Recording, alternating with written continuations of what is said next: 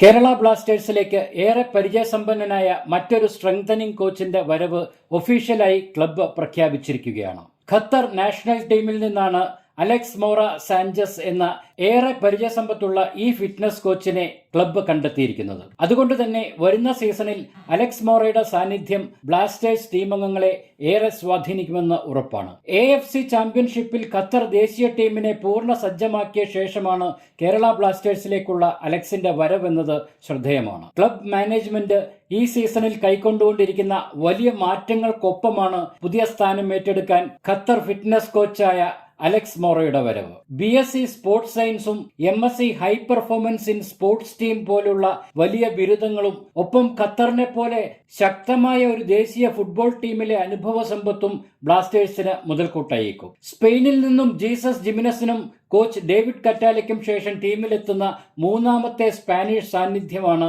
Alex Vora സാഞ്ചസിന്റേത്. ഈ യുവ fitness കോച്ചിന്റെ വരവ് ഔദ്യോഗികമായി ബ്ലാസ്റ്റേഴ്സ് തങ്ങളുടെ വെബ്സൈറ്റിൽ അല്പസമയം മുമ്പ് പ്രഖ്യാപിച്ചിട്ടുണ്ട്.